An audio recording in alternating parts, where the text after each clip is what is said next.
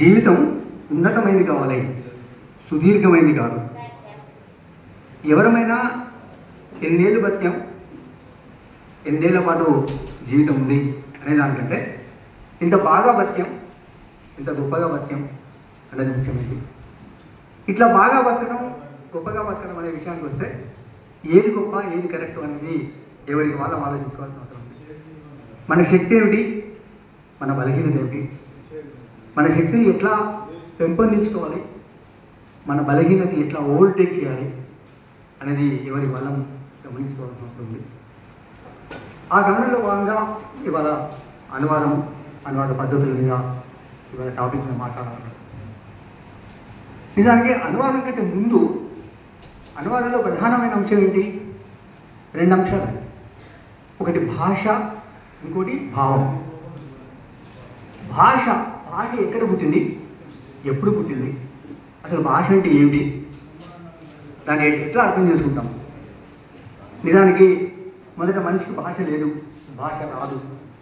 సైగల ద్వారానే మిలియన్ సంవత్సరాల క్రితం, లక్షలాది సంవత్సరాల క్రితం పుట్టినటువంటి మనకి భాష లేదు, కేవలం సైగల ద్వారా ఉన్నారు. ఆ సైగల నుంచి పెరిగి రాళ్ళ మీద, ఆకుల మీద రాసుకుంటూ తనదంటూ ఒక భాషని తనను తాను వ్యక్తం చేసుకోవడానికి, తన అవసరాన్ని, తన అనుభూతిని, తన కోపాన్ని, తన ఆవేశాన్ని ప్రకటించుకోవడానికి ఒక భాష రూపొందే క్రమం అంత ఈజీగా రూపొందల. భాష కానీ సాహిత్యం కానీ ఆకాశం నుంచి ఊడిపడదు కూడా. భాష అనేది ఒక కంటిన్యూస్ ప్రాసెస్. ఆ కంటిన్యూస్ ప్రాసెస్లో ఇవాళ మనం మాట్లాడుతున్న భాష స్థాయికి రావడానికి బహుశా నాకు తెలిసి అంచనా లేదు కానీ లక్షల సంవత్సరాలు పట్టి ఉంటుంది. ఎందుకంటే నిన్ననే ఒక చోట నేను చదివాను, చెట్టు ఈ భూమి మీద మొట్టమొదటి చెట్టు పుట్టిందని సైంటిఫిక్గా చెప్పింది ఎప్పుడు అంటే 370 మిలియన్ల సంవత్సరాల క్రితం మొట్టమొదటి మొక్క భూమి మీద మొలిసింది. 370 మిలియన్స్. 1 మిలియన్ 10 లక్షలు. 370 లక్షల సంవత్సరాల క్రితం మొక్క పుట్టింది మామూలు భూమి మీద. కొంచెం మనిషి కూడా దానికి అటు ఇటుగా 100 సంవత్సరాలు అటు ఇటుగా వేసుకోవచ్చు, అంచనా లేదు. ఇన్ని సంవత్సరాలు గడిస్తే కానీ మనని మనం వ్యక్తం చేసుకునే ఒక భాష రూపొందే క్రమం ఉన్నప్పుడు ఆ భాష ఎట్లా పుట్టింది? భాష తన అవసరాల కోసం పుట్టింది. ఆ అవసరాలు ఒక్కొక్క సామాజిక ప్రాంతంలో, ఒక్కొక్క నివాస ప్రాంతాల్లో ఒక్కొక్కరికి ఒక్కొక్క రకమైన అవసరం ఉంటుంది. అడవిలో ఉన్న వాళ్ళకి పోరాటం చేయాలి, జంతువులతో పోరాటం చేయాలి, పక్షులతో గడపాలి, చెట్ల కింద బతకాలి, రాళ్లలో బతకాలి. అసలు ఇవన్నీ ఆలోచిస్తే ఆశ్చర్యం వేస్తుంది. అసలు మనిషి ఎక్కడి నుంచి పుట్టి, ఎట్లా పెరిగి, ఏ వాతావరణంలో వచ్చాడు, దాని ఫలితం ఏంటంటే వందలాది వేలాది భాషలు, అన్ని రకాల భాషలే మనిషి మనం వాడుతున్నాడు. కేవలం మన భారతదేశంలోనే 600-700 భాషలు ఉన్నాయి. మాండలికాలు, గోండు భాష నుంచి మొదలుపెట్టే ఆది, కోలం, తర్వాత సంబల్పురి, ఇట్లా చెప్పుకుంటూ పోతే లెక్కలేని భాషలు ఉన్నాయి. అన్ని భాషలకి ఇప్పటికీ లిపి రాలేదు. లిపి రాని భాషలు చాలా ఉన్నాయి. ఇవాళకి మన రాజ్యాంగం ఒప్పుకున్న భాషలు అఫీషియల్ లాంగ్వేజెస్గా ఒప్పుకున్న భాషల సంఖ్య 22 మాత్రమే. ఇంకా చాలా భాషలకి అఫీషియల్ లాంగ్వేజ్ స్టేటస్ కావాలని కొట్లాడుతున్న వాళ్ళు. మనం ఒకసారి ఈశాన్య రాష్ట్రాల్లోకి వెళ్తే అస్సాం, మణిపురి, అరుణాచల్ ప్రదేశ్, మేఘాలయ ఉన్నాయి కదా, 7 స్టేట్స్ అంటారు వాటిని. 7 స్టార్స్. భారతదేశంలో 7 స్టార్స్ అనేది ఆ 7 ఈశాన్య ప్రాంతాలు. ఆ ఈశాన్య ప్రాంతాల్లో వెళ్తే చాలా ఆశ్చర్యం వేస్తుంది, ఎన్ని భాషలు ఉన్నాయో. ఎవరి భాష వాళ్ళు మాట్లాడుకుంటారు, ఎవరి భావం వాళ్ళు చెప్పుకుంటారు, ఎవరి అవసరం వాళ్ళు ప్రకటిస్తారు, ఎవరి కోపం వాళ్ళు వ్యక్తం చేస్తారు. అన్ని భాషలు అక్కడ ఉన్నాయి. మన దగ్గర కూడా ఆదిలాబాద్కి వెళ్తే గోండు భాష వినబడుతుంది. కిందికి వెళ్తే తమిళం ఉంది. ఇంకా మన లోతుల్లోకి వెళ్తే ఎన్ని రకాల మాండలికాలు, ఎన్ని రకాల ప్రాంతీయ భాషలు, ఎన్ని భాషలు ఉన్నప్పుడు ప్రతి భాషలో ఎవరో ఒకరు ఒక భావాన్ని వ్యక్తం చేస్తారు. ఒక మంచి మాట చెప్తారు, ఒక చెడ్డ మాట చెప్తారు, ఒక విలువైన మాట చెప్తారు. అవి ఆ భాషకు మాత్రమే పరిమితం కాకుండా దాని ఇతర భాషల వాళ్ళకు కూడా, ఇతర భాషలు మాట్లాడుకునే వాళ్ళకు కూడా తర్జుమా కావాలి, ట్రాన్స్లేట్ కావాలి, అనువాదం కావాలి. ఇది అనువాదం యొక్క ప్రధానమైన లక్షణం. ఇప్పటికీ కేవలం నేను ఇందాక చెప్పినట్టుగా 22 భాషలు మాత్రమే మన రాజ్యాంగం అనుమతిస్తే లెక్కలేని భాషల కోసం కొట్లాటలు జరిగాయి. పంజాబ్లో డోగ్రీ భాష అని ఒకటి ఉంటుంది, డోగ్రీ. ఆ డోగ్రీ భాషకు అధికారయుతమైనటువంటి అఫీషియల్ లాంగ్వేజ్ స్టేటస్ రావడానికి ఒక కవయిత్రి, పద్మా సచ్దేవ్ అనే ఒక కవయిత్రి ఇందిరాగాంధీతో కొట్లాడింది. నా భాషను నువ్వు ఎందుకు అధికార భాషగా ఇవ్వవు? నా భాషలో మేము కవిత్వం రాస్తున్నాం, పాటలు రాస్తున్నాం, మనుషులో ఉన్నాం, మాట్లాడుతున్నాం, జీవితం అంతా భాషతోటే ఉన్నాం అని ఇందిరాగాంధీతో కొట్లాడి 20-30 ఏళ్ళు స్ట్రగుల్ చేస్తే తప్ప ఆ భాషకి అఫీషియల్ లాంగ్వేజ్ వచ్చింది. ఆమెకు సాహిత్య అకాడమీ వచ్చింది, ఆమె జ్ఞాపకం వచ్చింది. ఆమె ఏమన్నదంటే, నాకు ఎన్ని అవార్డులు ఇచ్చినా నాకే సంతోషం లేదు, నా డోగ్రీ భాషకి ఎప్పుడైతే మీరు అఫీషియల్ లాంగ్వేజ్ స్టేటస్ ఇస్తారో అప్పుడే నేను సంతోషపడతాను అని ప్రకటించాను. భాషకున్న పరిస్థితి అంత దూరం ఎందుకు? మన భాష చూసినా కూడా తెలంగాణ, ఆంధ్ర, మన భాష కోసం మనం 10-15 ఏళ్ళు ఆ మాండలికం, అంటే మాండలికం అని వాళ్ళు అంటారు, భాష అని మనం అంటాం. ఈ మాండలికం భాష మధ్య యుద్ధం ఎంత జరిగిందో మనకు తెలుసు. ఆ భాష సమస్యని చివరికి సెపరేట్ స్టేట్ లాగా ఏర్పడే పరిస్థితి వచ్చింది. భాష అంత ప్రధానమైంది. మనిషికి తనను తాను వ్యక్తం చేసుకునే మాధ్యమం ఏదైతే ఉందో ఆ మాధ్యమం చాలా ముఖ్యమైనది. అమ్మ అని ఒక మాట అంటున్నప్పుడు అదే మాట ఇంకో రకంగా ఉంటాడు, నీ అమ్మ అంటారు. మారిపోద్ది, అర్థం మారిపోద్ది, పరిస్థితి మారిపోద్ది, సిచ్యువేషన్ మారిపోద్ది, సామాజిక పరిస్థితి మారిపోద్ది. అంటే భాష ఉపయోగించేటప్పుడు ఎటువంటి పరిస్థితి ఉంటుంది, మనని మనం వ్యక్తం చేసుకోవడం అంటే ఈజీ కాదు. లోపల పుట్టే ఆలోచనలు, భావాలన్నింటినీ కూడా ఎక్స్ప్రెస్ చేయడానికి భాషను మనం మాధ్యమంగా వాడుతున్నాం. ఈ భాష మనం నేర్చుకుంటూనే ఏం చేస్తామంటే, మన భారతదేశంలో ముఖ్యంగా నేను ఎందుకు స్ట్రెస్ చేస్తానంటే, ప్రతి 100-200 కిలోమీటర్ల దూరం ప్రయాణం చేస్తే మనకు కొత్త భాష వినబడుతుంది. ఆదిలాబాద్ దాటినామంటే మనకు మరాఠీ వినబడుతుంది.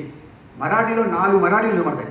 నాగ్పూర్లో ఒక మరాఠీ వినబడుతుంది, బాంబేకి వెళ్తే ఇంకొక మరాఠీ వినబడుతుంది, దాన్ని దాటితే రాజస్థాన్. అట్లా మీరు కేవలం ఒక 100s of kilometers దాటితేనే కొత్త భాష వినబడే పరిస్థితులలో భాషకున్న ప్రాధాన్యత ఏంటి, ఆయా భాషలో ఉన్నటువంటి ఉత్పత్తి అవుతున్నటువంటి సాహిత్యం ఏంటి, సృజన ఏంటి, వాటన్నిటి కూడా పంచుకోవాల్సి ఉంటుంది. ఇక్కడ ఎప్పుడైనా కూడా మనిషి మనుగడకి ఆదాన ప్రదానం అంటారు, ఇవ్వడం పుచ్చుకోవడం. అది ఉన్నప్పుడే మనిషి మనుగడకు ఒక అర్థం. ఆదానం, నాకు తెలిసింది మీకు పంచాలి, మీకు తెలిసింది నేను తీసుకోవాలి. నాకు అన్నీ తెలుసు, నేనేం నేర్చుకోను అంటే అక్కడికి అతని చరిత్ర ముగిసినట్టే. లేదు, నాకు బాగా తెలుసు, నేనేమి పంచను అంటే అక్కడికి అతని చరిత్ర ముగిసినట్టే. ఇవ్వడం పుచ్చుకోవడంలో ఉన్నటువంటి ఆనందం, ఇవ్వడం పుచ్చుకోవడంలో ఉన్నటువంటి సార్థకత, ఆదాన ప్రదానంలో ఉన్నటువంటి ముఖ్యమైన అంశం ఏదో అది చాలా ముఖ్యమైనది. ఈ ఆదాన ప్రదాన అనే భావానికి సమగ్రమైనటువంటి రూపమే ఈ అనువాదం. ఈ అనువాదం ఎట్లా చేస్తారు, అనువాదానికి సంబంధించిన విషయాలు ఏంటి, దాన్ని మనం ఎట్లా అర్థం చేసుకుంటాం, అది నిజంగా అనువాదం ఎక్కడ మొదలై ఉంటుంది మనకు తెలుసు. మహాభారతం ఎవరు రాస్తారమ్మా? ఎనిబడి? మహాభారత రచన ఎవరు రాస్తారు? వ్యాసుడు. మనమేం చదువుతాం? తెలుగులో ఎవరు రాశారు? రైట్. అంటే ఏంటి? సంస్కృతంలో రాసిన మహాభారతాన్ని ఈ 3 కవులు తెలుగులోకి అనువాదించారు. అట్లాగే అనేకమైన క్లాసిక్స్, లేదా రామాయణం తీసుకోండి, భాగవతం తీసుకోండి, భారతం తీసుకోండి, లేదా ఎనీ క్లాసిక్స్ తీసుకున్నా కూడా ఖచ్చితంగా అది ట్రాన్స్లేషన్ వర్కే. ఒరిజినల్ లాటిన్ నుంచి, ఫ్రెంచ్ నుంచి, జర్మనీ నుంచి, మీరు ఏ భాషలో చూడండి, ఆ క్లాసిక్స్ అన్నీ కూడా ట్రాన్స్లేషన్ ద్వారానే మన తరం దాకా వచ్చినాయి. అదే సాంస్క్రిట్లో ఉండిపోయింటే మనకు మహాభారతం అందేదా? ఇప్పుడు తెలుగు మహాభారతం చదివే పరిస్థితి లేదు. సాంస్క్రిట్ మహాభారతాన్ని ఎవరో సంస్కృత పండితులు తప్ప ఎవరు చదవని పరిస్థితి. అంటే ఎంత ప్రాముఖ్యత ఉంది అనువాదం అనే విషయానికి. ఆ అనువాదం అనేది మనం చాలామంది ఏమనుకుంటారంటే, నా అనుభవంలో కూడా ఉంది, చాలామంది క్రియేటివ్ రైటర్స్కి ఉన్న గౌరవం ట్రాన్స్లేటర్స్కి లేదు. ట్రాన్స్లేషన్ అనేది సెకండరీ క్యాడర్ క్రియేషన్, ద్వితీయ స్థాయి సృజన అని అనుకుంటారు. కానీ నిజానికి ఒరిజినల్ రైటింగ్స్ ఎంత ప్రముఖమైందో ట్రాన్స్లేషన్ కూడా ఖచ్చితంగా అంతకంటే ముఖ్యమైందని నేనే అంటున్నాను. ఎందుకంటే ఒరిజినల్ రైటర్ భావాన్ని అర్థం చేసుకొని, ఆ భాషను అర్థం చేసుకొని దాన్ని ఇంకొక భాషలోకి మార్చడం అనేది సులువైన మాట ఏం కాదు. కానీ ఎందుకో చాలా ఆశ్చర్యంగా మన దేశంలో, మన భాషలో అనువాదకులకు ఉండేటువంటి ప్రాముఖ్యత ఖచ్చితంగా తక్కువని అని చెప్పాలి. దానికి ఒక చిన్న ఎగ్జాంపుల్ చెప్తాను. సాహిత్య అకాడమీ అవార్డు ఇస్తున్నప్పుడు క్రియేటివ్ రైటింగ్ ఇచ్చిన అవార్డు 1,00,000 రూపాయలు. నేను కేవలం డబ్బుల గురించి చెప్పట్లేదు, విలువ గురించి చెప్తాను. క్రియేటివ్ రైటింగ్ ఇచ్చినప్పుడు ప్రైజు సాహిత్య అకాడమీ, అదే సాహిత్య అకాడమీ సెంట్రల్ గవర్నమెంట్ ఇచ్చేది 1,00,000 రూపాయలు ఇస్తారమ్మా. అనువాదం ఇచ్చేది 50,000 ఇస్తారు. ఎక్కడ నుంచి చెప్పండి తేడా? ఒరిజినల్ రైటర్ ఒక భాషలో రాస్తాడు, ఈయన క్లెయిమ్ కూడా ఒక భాషలో రాస్తాడు. అనువాదం చేసే అతను 2 భాషలు తెలిస్తే తప్ప రాయలేడు. కానీ ఇంపార్టెన్స్ వచ్చేవారు కదా, ట్రాన్స్లేటర్ ఈజ్ సెకండరీ క్రియేటర్ అనే ఒక భావన ఉంది. అయినప్పటికీ కూడా ఎవరి భావన ఎట్లా ఉన్నా అనువాదానికి ఉన్నటువంటి ప్రాముఖ్యత అనువాదానికి ఉంటుంది. ఆ అనువాదాన్ని మనం ఎట్లా చేస్తాము, అనువాదం చేయాలంటే ఏమంటారు, దాన్ని ఎట్లా ముందుకు ఎట్లా వెళ్ళాలి అనేది దాని గురించి మనం మాట్లాడుకుంటే కొంచెం సబ్జెక్ట్లోకి వెళ్తే అనువాదం చేయడానికి ఏవో కొన్ని పాయింట్స్ రాసుకొచ్చాను, మర్చిపోతాను. నిజానికి ట్రాన్స్లేషన్ అనేది కేవలం మాటల ట్రాన్స్లేషన్ అయినా, ఒక భాషలో ఉన్నటువంటి పదాన్ని ఇంకొక భాషలోకి మారిస్తే సరిపోతుందా? కేవలం భాషను ట్రాన్స్లేట్ చేసినంత మాత్రాన అది అనువాదం కిందికి రాదు. భాషను ట్రాన్స్లేట్ చేయాలంటే ఒక పదాన్ని మనం డిక్షనరీలో చూస్తే అర్థం తెలుస్తుంది. ఆ అర్థం రాసినంత మాత్రాన అది ట్రాన్స్లేషన్ కింద రాదు. ట్రాన్స్లేషన్ కావాలంటే ఖచ్చితంగా ఒక భాష నుంచి ఇంకో భాషలోకి రావాలంటే భాషతో పాటు ఆ ఒరిజినల్ రైటర్ భావం, అప్పటి కల్చర్, అప్పటి సంస్కృతి, ఆనాటి సమాజం. ఇప్పుడు షేక్స్పియర్ని ట్రాన్స్లేట్ చేయాలంటే షేక్స్పియర్ బతికిన కాలం నాటి సమాజాన్ని, అప్పుడున్న వాతావరణాన్ని కూడా ట్రాన్స్లేటర్ చేసినటువంటి రచనలో, అనువాదంలో ఖచ్చితంగా ప్రతిఫలించాలి. అంటే భాష మాత్రమే కాకుండా భాషా సంస్కృతి ఖచ్చితంగా కొత్త భాషలోకి నువ్వు ఏ భాషలోకి అయితే అనువదించబోతున్నావో అది రిఫ్లెక్ట్ చేయాలి, ప్రతిస్పందించాలి, ప్రతిఫలించాలి.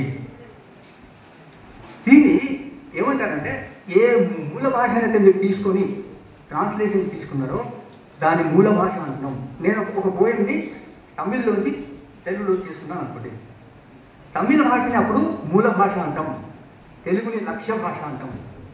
అది మూలమవుతుంది, ఇది లక్ష్యం అవుతుంది. మూల భాషలోంచి ఒక భావాన్ని, ఒక రచనని మనం లక్ష్య భాషలోకి తీసుకొచ్చేటప్పుడు ఆ మూల భాషలో ఉన్నటువంటి కేవలం భాషానువాదం మాత్రమే కాదు, ఆ భాషానువాదంతో పాటు ఆ కవి యొక్క ఆత్మ, ఆ కవి యొక్క మనసు, ఆ కవి బతికినటువంటి ఆ కల్చర్, ఆ సంస్కృతి ఏదైతే ఉందో ఆ సంస్కృతిని మనం ఖచ్చితంగా అనువాదంలో రిఫ్లెక్ట్ చేయాల్సి ఉంటుంది. ఉదాహరణకి నేను చిన్న మాట చెప్తాను. మనం ఇంటి ముందు అలుకు చల్లుతాం, అవునా? అలుకు అంటాం కదా. నేను ఒక పోయంలో అలుకు చల్లడం గురించి రాశాను అనుకుంటే దాన్ని ఇంగ్లీష్లో ట్రాన్స్లేట్ చేసినప్పుడు ఈ కల్చర్ అందులో రిఫ్లెక్ట్ కాకుండా అర్థమవుతుందా? ఎందుకంటే ఇంగ్లీష్ వాళ్ళకి అలుకు తెలీదు, కానీ ఈ పోయం అందుకు వెళ్ళాలి. వెళ్ళాల్సినప్పుడు ఏం చేయాల్సి వస్తుంది? ఆ కల్చర్, ఆ వాతావరణాన్ని చూపించగలాలి. అంటే అనువాదకుడు అంత ప్రతిభావంతుడైతే తప్ప అది రిఫ్లెక్ట్ కాదు, అది కమ్యూనికేట్ కాదు. ముఖ్యంగా ఏంటంటే అనువాదం అనేది కొత్త భాషలో ఉన్న పాఠకులకి కమ్యూనికేట్ కావాలి. ఒరిజినల్ పోయిట్ ఏదైతే చెప్తున్నారో, ఒరిజినల్ రైటర్ ఏదైతే చెప్తున్నారో, ఒరిజినల్ క్రియేటర్ ఏదైతే చెప్తున్నారో అది మిగతా భాషలోకి కన్వర్ట్ కావాలి, అది కమ్యూనికేట్ కావాలి. ఆ కమ్యూనికేషన్లోనే ముఖ్యమైనటువంటి ప్రధానమైన అంశం ఉంది. అట్లా కేవలం భాష ఒకటే కాదు, మనిషి మనుగడలో నేను ఇందాక చెప్పినట్టుగా కల్చరల్గా సృజనకు సంబంధించిన విషయం మాట్లాడుతున్నప్పుడు ఎంతసేపు కవిత్వము, కథలు ఇంకొకటే కాదు, మనిషి వ్యక్తీకరణలో పెయింటింగ్ ఉంది, మ్యూజిక్ ఉన్నది, డాన్స్ ఉన్నది, శిల్పం ఉన్నది. ఇవన్నీ కూడా వ్యక్తిగతలే. ఎవరికి వాళ్ళు, ఎవరికి ఎందులో ప్రతిభ ఉందో రాసేవాళ్ళు రాస్తున్నారు, విగ్రహాలు చెక్కేవాళ్ళు చెప్తున్నారు, పెయింటింగ్ చేసేవాళ్ళు అద్భుతమైన పెయింటింగ్ చేస్తున్నారు, ఎంతో కమ్యూనికేట్ చేస్తున్నారు. ఇట్లా ఈ కమ్యూనికేషన్ అన్నింటినీ కూడా అర్థం చేసుకోవడానికి ఖచ్చితంగా ఒక ట్రాన్స్లేటర్ అవసరం అవుతాడు. భిన్న భాషలో వస్తున్నటువంటి భావాన్ని, భిన్న భాషలో వ్యక్తీకరిస్తున్నటువంటి అంశాన్ని మనం అర్థం చేసుకోవాలి. ఎందుకంటే ఒక మనిషికి ఎన్ని భాషలు వస్తాయి? 1, 2, 3 భాషలు వస్తాయి. నాకు తెలిసి మన దేశంలో మామూలుగా మనం రోడ్డు మీద ఎక్కి చూస్తే 2 నుంచి 3 భాషలు ఆల్ ఓవర్గా మాట్లాడతారు, వింటారు. 2 అయితే మినిమం. తెలుగు మాట్లాడతారు, హిందీ, ఉర్దూ మాట్లాడతారు, ఇంకా కొంచెం చదువుకుంటే ఇంగ్లీష్ అర్థం చేసుకుంటారు. 2, 3 భాషల్ని ఆల్ ఓవర్గా వినడం, మాట్లాడడం అనేది సాధ్యమే. ఇవాళ ఎవరిని పలకరించినా కూడా ఇవాళ అడ్వాన్స్ టెక్నాలజికల్ సిచ్యువేషన్లో ఇంగ్లీష్ కూడా చాలా మామూలైనటువంటి భాషలాగింది. తెలుగే రాదు వాళ్ళ ఇంగ్లీష్ వస్తుంది కానీ, అంతే కదా. తెలుగు మాట్లాడడానే డౌటు, ఇంగ్లీష్ మాట్లాడడం సులభం ఇవాళ. ఆ పరిస్థితికి వచ్చాం. కాబట్టి భాషలు వచ్చినప్పటికీ కూడా అది కమ్యూనికేట్ చేయడానికి మనం ఏదైతే ఈ అనువాదాన్ని ఆశిస్తున్నామో, అనువాదాన్ని చూస్తున్నామో, దీన్ని 2 రకాలైనటువంటి అనువాదాలు చేస్తారు. సృజన అంటున్నాం, ఒరిజినల్ రైటింగ్. అనుసృజన అంటాం, అనువాదానికి ఇంకో పేరు అనుసృజన. అంటే మళ్ళీ తిరిగి రాయడం, తిరిగి సృజించడం. దీన్ని 2 రకాలుగా చేస్తారమ్మా. యథాతథ అనువాదం ఒకటి, స్వేచ్ఛ అనువాదం ఒకటి. యథాతథ అనువాదం అంటే ట్రూ ట్రాన్స్లేషన్. ఒరిజినల్ రైటర్ ఏదైతే రాశారో దాన్ని యాజ్ ఇట్ ఈజ్గా word to word true translation, దాన్ని యథాతథ అనువాదము అంటాం. ఒరిజినల్ మూలం నుంచి కొంచెం స్వేచ్ఛ తీసుకొని, నాలాంటి వాడు కేవలం ఉన్నట్టుగా కాకుండా కొంచెం స్వేచ్ఛ తీసుకొని భావం చెడకుండా, అది అంటాను. ఒరిజినల్ రైటర్ ఏదైతే రాశారో, కథ కావచ్చు, కవిత కావచ్చు, నవల కావచ్చు, ఏదైనా సరే, అది ఆ ఒరిజినల్ రైటర్ యొక్క మూల భావం చెడకుండా కొంత స్వేచ్ఛ తీసుకొని తెలుగు వాళ్ళకి అనుకూలంగా తమిళంలో రాసినటువంటి మాండలికాన్ని మన భాషలోకి మార్చినప్పుడు ఆ మాండలికాన్ని యాజ్ ఇట్ ఈజ్ ట్రాన్స్లేట్ చేస్తే మనకి అర్థం కాకపోవచ్చు. కొంచెం స్వేచ్ఛ తీసుకొని చేసిన దాన్ని స్వేచ్ఛ అనువాదం అంటారు. మూల భాష, లక్ష్య భాష. అనువాదంలో యథాతథ అనువాదము, స్వేచ్ఛ అనువాదం. ఈ 2 రకాలైనటువంటి విషయాలు మనకి ఇప్పుడు అనువాద రంగంలో మనకు స్పష్టంగా కనిపిస్తున్నాయి. ఈ 2 భాషల మధ్య ఉన్నటువంటి భాష, సంస్కృతుల చెప్పినట్టుగా ఆ గ్యాప్ని కంప్లీట్ చేసుకుంటూ ఎవరైతే అనువాదం చేస్తున్నారో ఆ అనువాద రంగంలో కృషి జరుగుతున్నది. ఇవాళ నిజానికి అనువాదం లేకుండా మనం అనువడ లేదు. నన్ను ఒక ఆయన అడిగారండి, మీకు ఈ అనువాదం ఎందుకు ఇంట్రెస్ట్ కలిగింది, అనువాదం ఎప్పటి నుంచి వచ్చు అంటే, నేను ఒకటి గంట పదంగా చెప్తాను. అనువాదకుడు నేను కాదు, మీరందరూ ట్రాన్స్లేటర్స్. చదువుకొచ్చి 2 భాషలు తెలిసి లేదా 2 సినిమాలు చూసే వాళ్ళంతా కూడా ట్రాన్స్లేటర్స్ అనే చెప్తాను. ఎందుకంటే మీరు టీవీలో ఒక సినిమా చూస్తున్నారు, హిందీ మాటలు డైలాగ్స్ వస్తున్నాయి, ఎట్లా అర్థం చేసుకుంటారు మీరు?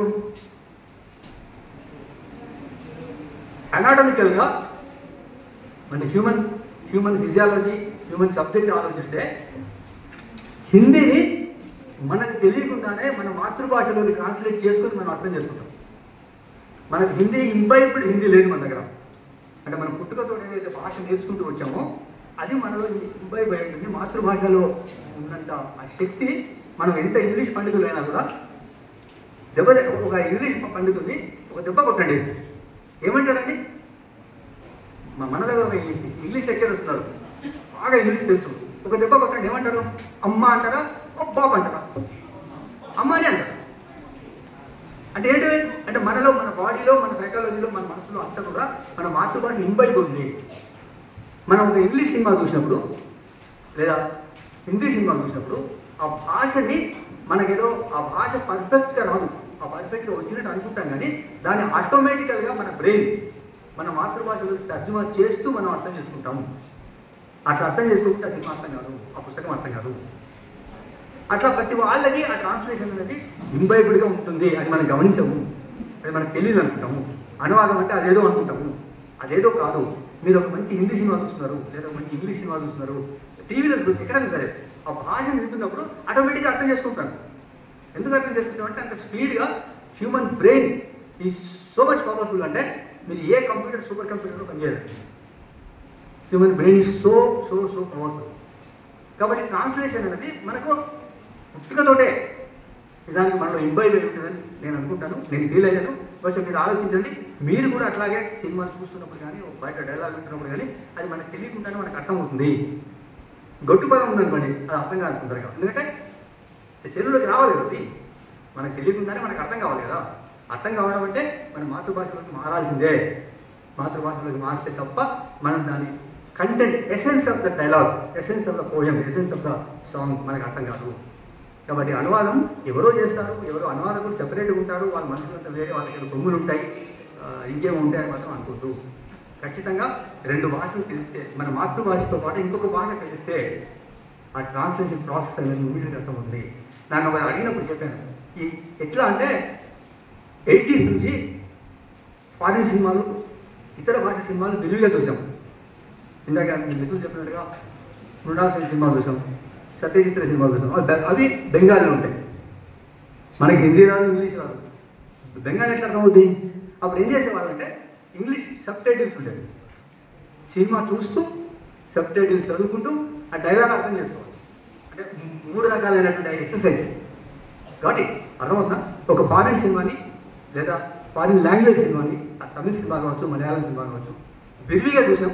ఎట్లా చూసాము? ఆ సినిమాలు చూస్తుంటే దానికి సబ్ టైటిల్స్ ఉంటే చదువుతాం. కింద ఆ డైలాగ్ వచ్చినప్పుడు సబ్ టైటిల్ వస్తుంది. విజువల్ చూస్తాము, సబ్ టైటిల్ చదువుతాము, అప్పుడు కానీ మనకి సినిమా అర్థం కాదు. అంటే ఇదంతా కూడా ఎక్సర్సైజ్ ఆటోమేటిక్గా అయిపోతుంది. అప్పటికి నేను అనువాదకుండా నాకు తెలియదు. It's a translation, visual translation, verbal translation, ఇవన్నీ పనిచేస్తాయి. అందుకే హ్యూమన్ బాడీ, హ్యూమన్ బ్రెయిన్ ఎంత పవర్ఫుల్ అంటే యూ కెనాట్ ఇమాజిన్.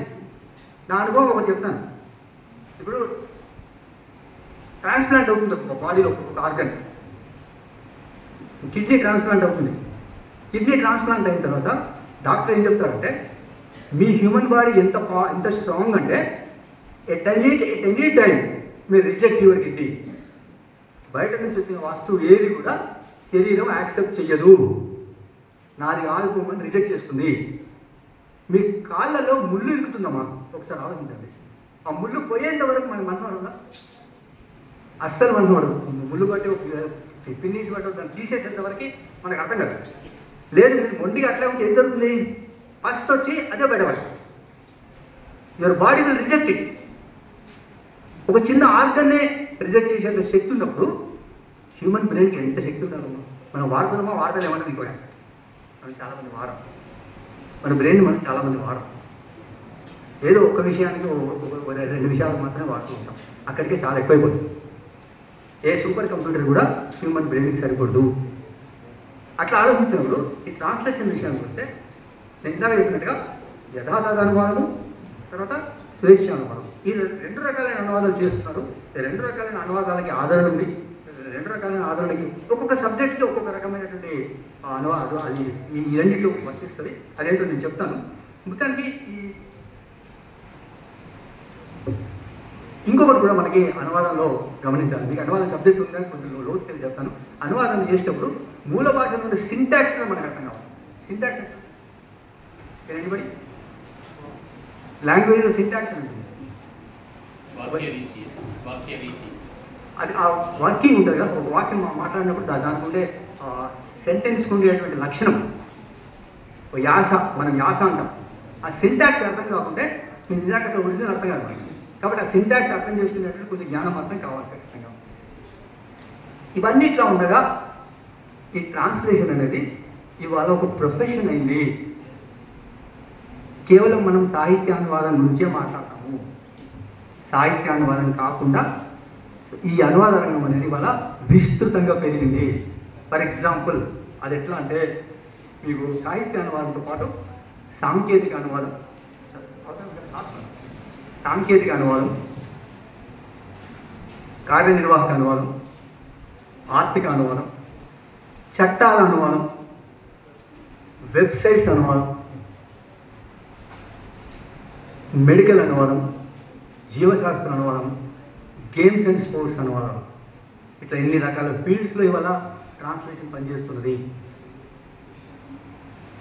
ఎందుకంటే వెబ్సైట్ చూస్తున్నప్పుడు మనం మీ అందరికీ కామన్గా ఐడియా ఉన్న వెబ్సైట్ చూస్తున్నప్పుడు అదే వార్త ఈ పేపర్ చూస్తాం మనం. సపోజ్ ఈనాడు ఆంధ్రజ్యోతి ఈ పేపర్ చూస్తే అదే అది ఇంగ్లీష్లో కూడా వస్తుంది, తెలుగులో వస్తుంది, ఆటోమేటిక్ ట్రాన్స్లేషన్ వస్తుంది.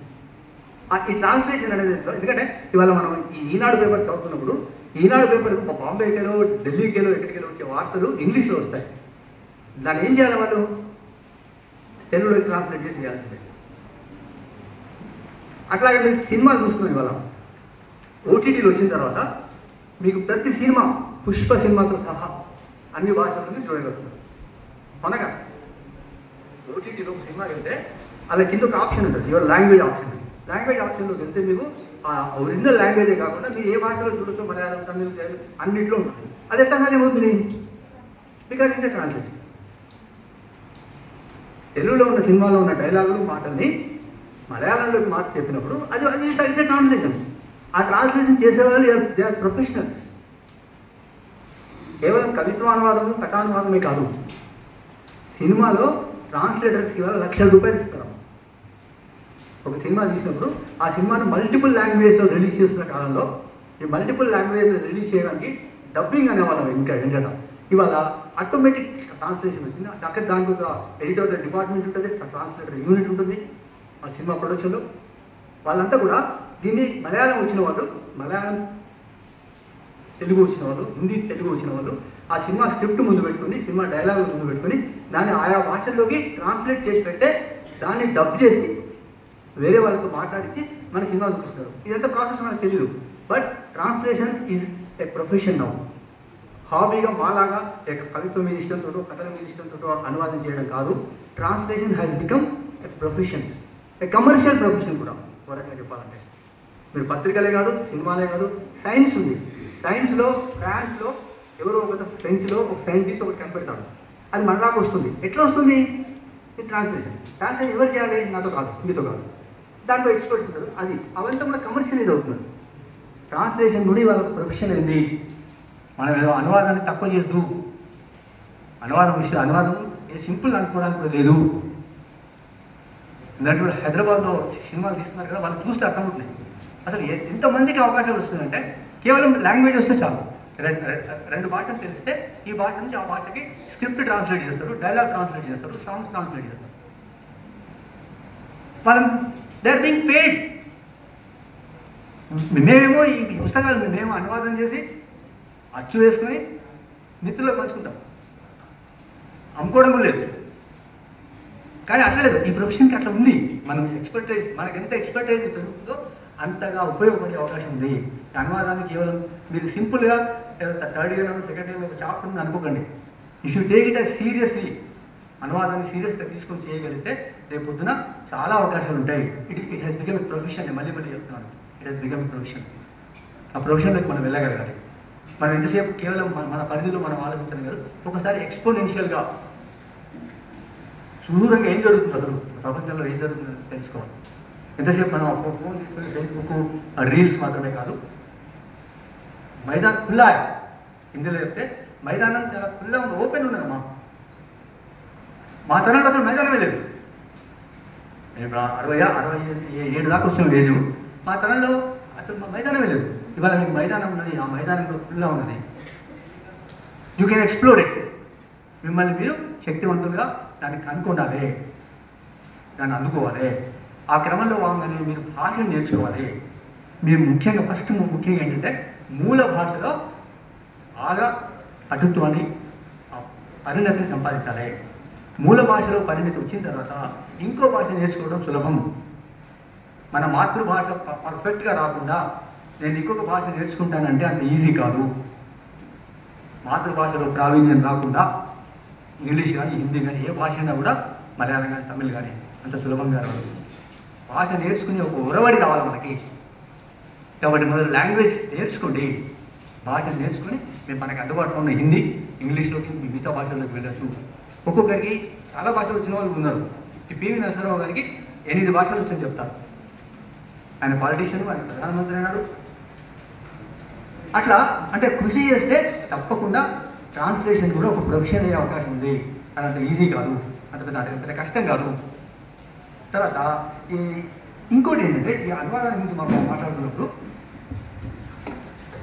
అనువాదాన్ని మనం ఇందాక చెప్పినట్టు స్వేచ్ఛానువాదము, తర్వాత యథాతథ అనువాదం వచ్చినప్పుడు సాహిత్యంలో మీరు కథ అయినా, కవిత అయినా, నవలైనా స్వేచ్ఛానువాదం అవసరమైంది.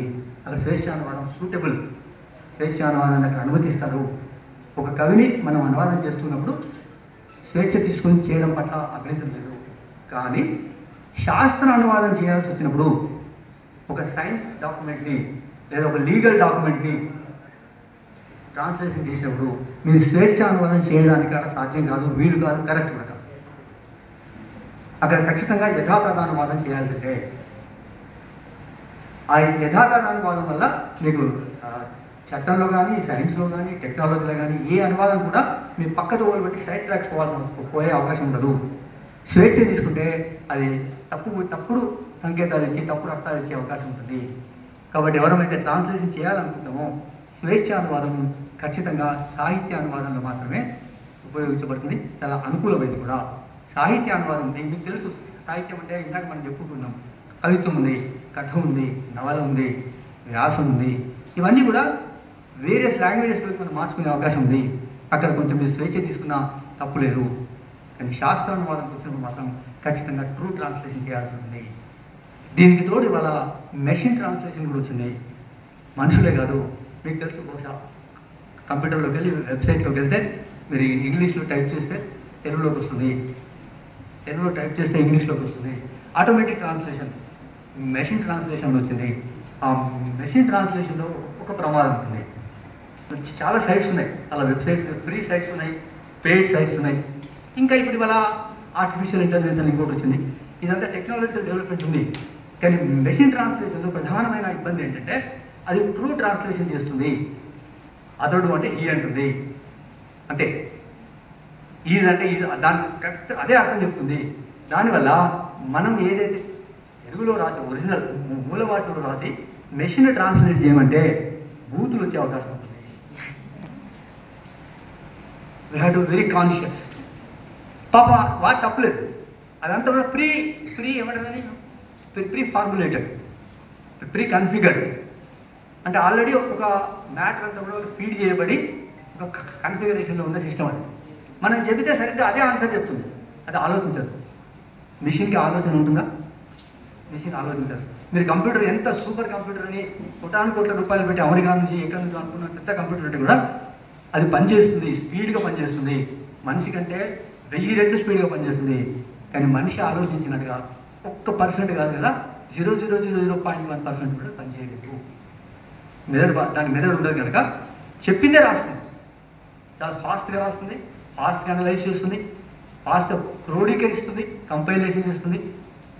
కానీ దానికి బ్రెయిన్ లేదు కనుక కొత్తగా ఆలోచించే భావం కంప్యూటర్కి దేనికని రాదు, లేదు. ఇప్పుడు ఆర్టిఫిషియల్ ఇంటెలిజెన్స్ అని పేరు పెట్టారు. కానీ ఆ ఇంటెలిజెన్స్ అనేది ఎట్లా అంటే, మీరు ఒక మాట అడిగారు అనుకోండి, ఎట్లా సార్ కాలేజ్ ఎడ్యుకేషన్ ఒక మాట అడిగాం, అదేం చేస్తుందంటే ఆల్రెడీ సిస్టమ్స్లో, ఆల్రెడీ వెబ్సైట్లో, ఆల్రెడీ డేటాలో ఈ కాలేజ్ ఎడ్యుకేషన్ ఆ 2 పదాలకు సంబంధించిన ఎంత మ్యాటర్ ఉందో అంత మ్యాటర్ ఎక్స్ట్రాక్ట్ చేసి మనకి ఇస్తారు. అంతేకాక మనం ఏ ఉద్దేశంతో అడిగామన్నది దానికి తెలియదు. మనం అడిగే ప్రశ్నలో చాలా జాగ్రత్తగా తీసుకొని, ఎంత జాగ్రత్తగా తీసుకున్నా కూడా వచ్చిన ఆన్సర్ని మళ్ళీ ఒకసారి చూసుకోకుండా ఉంటే మాత్రం తప్పులు జరిగే అవకాశం ఉంటుంది. అల్టిమేట్గా నేను చెప్పేది ఏంటంటే human brain is the final. మీరు ట్రాన్స్లేషన్ చేయాలన్నా, సృజన రంగంలో ఉండాలన్నా, ఎక్కడున్నా కూడా హ్యూమన్ బ్రెయిన్ ఈజ్ ఇంపార్టెంట్. ఈ అనువాదం చేసేటప్పుడు ముఖ్యంగా మనం చూడాల్సింది ఏంటంటే భాష, సంస్కృతి, ఆ భాష యొక్క సింటాక్స్. ఆ భాషని మనం ఒక భాష నుంచి, మూల భాష నుంచి లక్ష్య భాషలకు మార్చుకుంటున్నప్పుడు మనం తీసుకోవాల్సిన ప్రధానమైన సమస్య ఏంటంటే ఇదే భాషనే. ఏ భాష నుంచి ఏ భాషలోకి వెళ్తున్నాం, ఆ భాషలో, మూల భాషలో ఆ కవియో రచయితలు ఎవరో అక్కడ ఏం చెప్పాడు, వాళ్ళ కల్చర్ ఏంటి, వాళ్ళ సంస్కృతి ఏంటి. మన దగ్గరకు వచ్చేసరికి మనం ఏ కల్చర్లో ఆ భాష మాట్లాడుతున్నాము అనేది గమనించాల్సి ఉంటుంది. అట్లా చేసినప్పుడు అనువాదం చాలా సింపుల్. నేను ఇంతసేపు చెప్పేది ఏంటంటే 2 అంశాలు నేను మీకు చెప్పదలుచుకుంది ఏంటంటే అనువాదం చాలా సులభమైంది, అనువాదం చాలా జాగ్రత్తగా చేయాలి. ఇవి రెండింటిని గమనించాల్సి ఉంటుంది. కష్టమని చెప్పటం, కొంచెం జాగ్రత్తగా చేయాలి. జాగ్రత్త చేయకుంటే అనువాదం తప్పులు తొలి తప్పు భావాలు వచ్చే అవకాశం ఉంటుంది. అది రాకుండా మేమేం చేసినప్పుడు అంటే నా అనుభవం చెప్పదలుచుకుంటే ఇందాక చెప్పినట్టుగా, సార్వాలు చెప్పినట్టుగా గుల్జార్ గారి ఆకుపచ్చ కవితలు చేయాలనుకున్నాం. నిజానికి ఆకుపచ్చ కవితలు అంటే గ్రీన్ పోయిమ్స్ అనే ఒక బుక్ వచ్చినట్టు నాకు తెలియదు ఫస్ట్. కానీ గుల్జార్ తెలిసినారు. అంటే ఆ గుల్జార్ ఆకుపచ్చ కవితల ప్రాసెస్ చెప్తాను. గుల్జార్ని నేను ఎప్పుడు చూశానంటే 1974 వే బ్యాక్ నా ఇంటర్మీడియట్లో ఉన్నప్పుడు పరిచయం ఒక సినిమా, అది విషయం బుక్లో రాశాను. పరిచయం ఒక సినిమా వచ్చిందమ్మా. ఆ పరిచయంలో ఒక పాట ఉంది, చాలా అద్భుతమైన పాట. ఆ పాట 74లో నా మెదట్లో రిజిస్టర్ అయిందంటే ఇప్పటికీ ఆ పాట ఇప్పుడు గుర్తుంది, ముసాఫిర్ హోయారో అని. అప్పుడు ఈ పాట ఎవరు రాశారు అని చూస్తే గుల్జార్ అనే పేరు మాత్రం తెలుసు, మిగతా ఏం తెలియదు. ఆ తర్వాత ఆయన వేసే సినిమాలని చూస్తున్నాం, ఆయన రాసే పాటలు వింటున్నాం, ఆ క్రమం జరుగుతున్నది. దాంతోపాటు చిన్నప్పటి నుంచి నేను అంటే నా బయోగ్రఫీ చెప్పడానికి కాదు, కేవలం మీకు ఇన్స్పిరేషన్ ఉండే అవకాశం ఉందని చెప్తున్నాను. ఎందుకంటే చిన్నప్పటి నుంచి హిందీ పాటల మీద ఒక పిచ్చి ఉండేలా, అది పిచ్చి అని అంటాను నేను, ఫ్యాషన్ కాదు. ఇప్పుడు నా అవకాశాల భాగంగా కంప్యూటర్లు కానీ ఇటువంటి ఆధునికమైనటువంటి సాంకేతిక గ్యాడ్జెట్స్ కానీ ఏమీ లేవు. అప్పుడు మాకు తెలిసింది కేవలం రేడియో. ఆ రేడియో కూడా అందరి ఇళ్ళలో ఉండేది కాదు, కొంచెం మెరుగైన జీవితం ఉన్న ఇళ్లలో రేడియో వినబడేది. ఆ కాలంలో నేను చిన్నప్పుడు కిడ్ ఉన్నప్పుడు కూడా మా నాన్నగారి నుంచి వచ్చిన కల్చర్ ఏంటంటే ఆయనకు పాటలు అంటే ఇష్టం, హిందీ పాటలు. మా ఇంట్లో రేడియో లేదు అప్పుడు, నేను మామూలు చిన్న 5-6 ఏళ్ళ 10 ఏళ్ళ వయసు అప్పుడు. మా ఇంటి ఎదురుగా ఒక హోటల్ ఉండేది, విజయలక్ష్మి హోటల్ అని. ఆ హోటల్ అంటే పెద్ద రేడియో, పెద్ద డబ్బాలా ఉండేది రేడియో. వాళ్ళు పాటలు పెట్టేవారు. మా నాన్న ఫ్రెండ్స్ అంతా వెళ్ళి అక్కడికి వెళ్ళేవాళ్ళు, ఆ హిందీ పాటలు వినేవాళ్ళు. వాళ్ళతో పాటు నేను చిన్నోని పోయేవాడిని కదా, ఒక పాటలు వినేది. ఏం అర్థమైంది కదా, ఏదో ట్యూన్ ఉండేది. మా నాన్న పాటలు పాడి ఎవరి దగ్గర అప్పటి లోకం వినేది వాళ్ళు. అప్పుడు మా నాన్నని అడిగాను, ఈ పాట అర్థం ఏంటి? కానీ ఒక్కొక్క మాటకి అర్థం చెప్పుకుంటూ వచ్చాడు. అర్థం చెప్పుకుంటూ వస్తే మాటలు అర్థం తెలిసింది కానీ పాట అర్థం కాదు. అడిగాను నాన్న, ఇదేంటో నాకేం అర్థమైతే తెలియదు. అప్పుడే హై స్కూల్కి వచ్చాను, నాకేం అర్థం కావట్లేదు. అంటే పిచ్చోడా, భాష నేర్చుకుంటే తప్ప భావం అర్థం కాదు. కేవలం మాటల వల్ల, పదాల వల్ల భాష రాదు. భాష పట్ల బాగా ఇంట్రెస్ట్ తోటి భాష నేర్చుకోవాలి. అంటే నేను అప్పుడు తీసుకొని సెకండ్ లాంగ్వేజ్ హిందీకి వెళ్ళాను. ఇప్పుడు ఇక్కడ ఇంతమంది ఉన్నారు మా పండితులు, తెలుగు, నాకు తెలుగు రాదు, నేను తెలుగు చదువుకోను.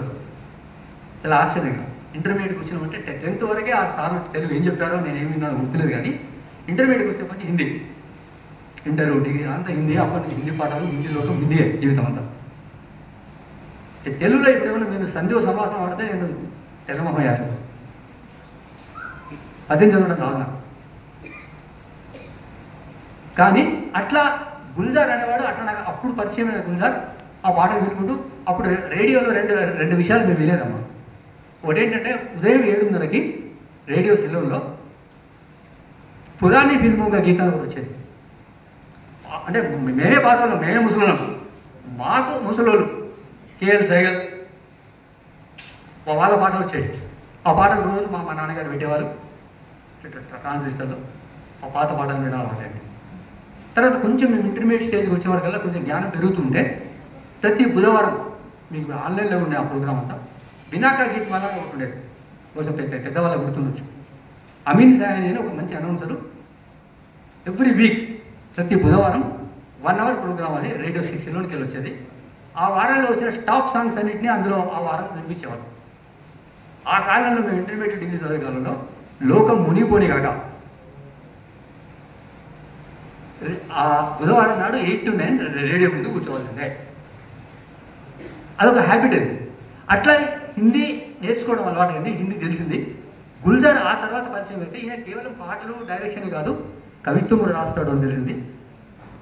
2014లో ఒక పెద్ద ఇన్సిడెంట్ జరిగి నేను కొంచెం సెట్ బ్యాక్ అయిన ఆ తర్వాత ఏం చేసామంటే ఇంటర్నెట్ అందుబాటులోకి వచ్చింది. ఇంటర్నెట్ అందుబాటులోకి వచ్చినాక ఈ ఇంటర్నెట్లో ఒకసారి గుల్జార్ పవన్ వర్మ అని ఒక IFS ఆఫీసర్ ఉంటాడు.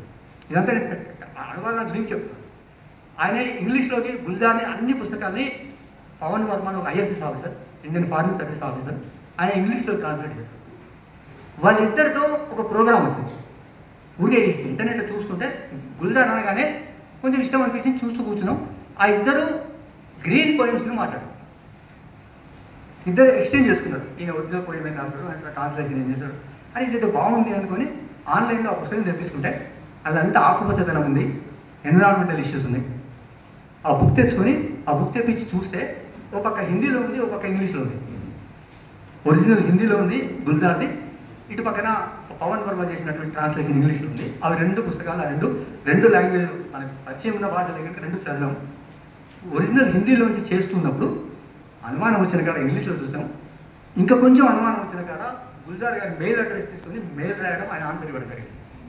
అంటే ఈ సెంటెన్స్లో ఈ కాంటెక్స్ట్ ఏమిటి సార్, ఈ పోయం ఈ కాంటెక్స్ట్ ఏమిటి అంటే ఆ కాంటెక్స్ట్ చాలా సిన్సియర్గా పెద్ద ఇప్పుడు ఆయన వయసు 90 ఏళ్ళు రెస్పాండ్ చేశారు. ఆ పుస్తకాన్ని అట్లా అంటే ఒక భాషని ట్రాన్స్లేట్ చేసినప్పుడు ఈ చరిత్ర అంతా కూడా పనిచేస్తుంది. ఇంకా మనకు తెలియకుండానే ఒక విషయం గుర్తుపెట్టుకోండి, మీ చరిత్ర మనకి ఏముంది అనుకుంటారు మీరు ఆలోచిస్తూ కూర్చుంటే మన చరిత్ర ఏందో మనకు తెలుస్తుంది. మనం ఏం చదువుకున్నాం, మన పేరెంట్స్ ఏంటి, మన కుటుంబం ఏంటి, మన ఫ్రెండ్స్ ఏంటి, మనం ఏ స్కూల్కి వెళ్ళొచ్చాం, ఏ స్కూల్లో ఏ టీచర్ ఏం చెప్పాడు, అదంతా మనకి ఇప్పుడు గుర్తున్నట్టు అనిపించదు, మర్చిపోయినట్టు అనుకుంటాం. ఏముంది అనుకుంటాం, కానీ కాదు. అదంతా కూడా మీ మొత్తం మనసు కూరల్లో ఖచ్చితంగా లేయర్స్ ఉంటుంది. ఆ లేయర్స్ పనిచేస్తాయి తప్పకుండా. మీరు కొత్తగా రాయాలన్నా అనువాదం చేయాలన్నా కూడా అదంతా పనిచేస్తుంది. ఆ బ్యాక్గ్రౌండ్ అంతా ఖచ్చితంగా బేసిక్గా ఉపయోగపడుతుంది.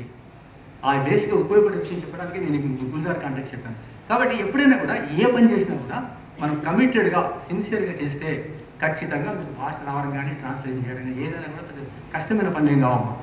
ఎందుకంటే చాలామంది చాలా పనులు చేస్తారు, ఒకరు ఒకే పని చేయాలని లేదు. చాలామంది చాలా పనులు చేస్తారు, చాలామంది చాలా పనులు పర్ఫెక్ట్గా చేస్తారు.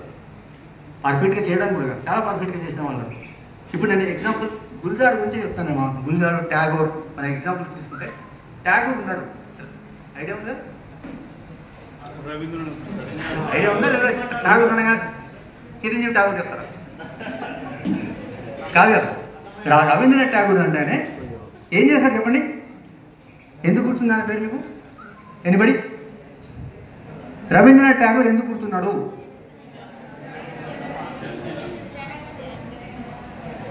ఏంటమ్మా నిలబడలేదు? ఓకే, ఊరికే నేను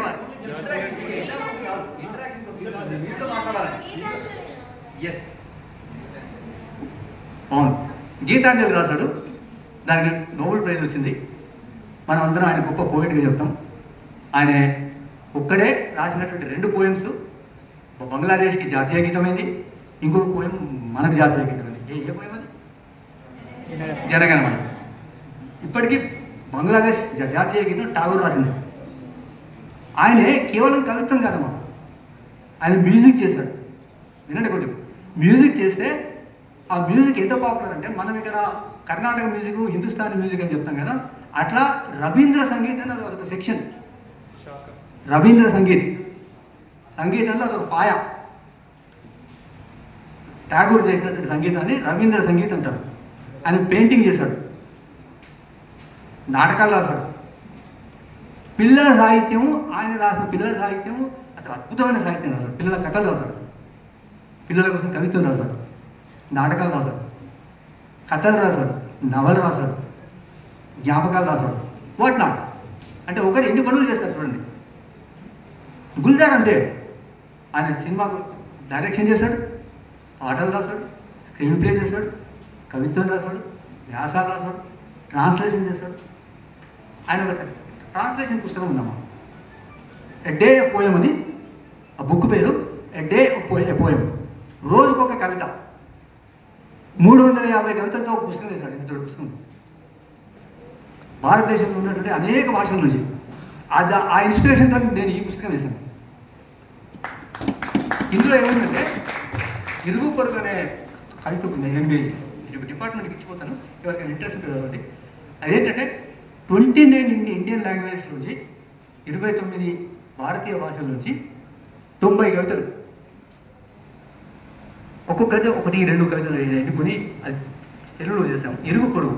ఆ ఇరుగు పొరుగు ఎందుకంటే మనం ఇందాక చెప్తున్నట్టు అనువాదం అనేది ఏం జరుగుతుందంటే, అనువాదం వల్ల ముఖ్యంగా మనకు నేను అర్థం చేసుకున్నది, నేను మీకు చెప్పాలనుకున్నదంటే, ఒక అనువాదం చూడడం వల్ల, అనువాదం చదవడం వల్ల కేవలం ఆ కవిత్వం మాత్రం తెలవడం కాదు, ఇతర భాషల్లో, మన పక్క భాషల్లో, ఇతర భాషల్లో ఆ కవులు, రచయితలు ఏం ఆలోచిస్తున్నారు, ఎట్లా రాస్తున్నారు, వాళ్ళ పోయం ఎట్లా రాస్తున్నారు, ఏం ఆలోచిస్తున్నారు, కేవలం ప్రేమ, దుఃఖం, బాధని రాస్తున్నారా, ఇంకేమైనా రాస్తున్నారా, అవన్నీ అర్థం కావాలి. ఎందుకంటే కాశ్మీర్లో ఉందమ్మా, కాశ్మీర్లో కవిత్వం ఉంది, కాశ్మీర్లో పాట ఉంది, కాశ్మీర్లో కథ ఉంది.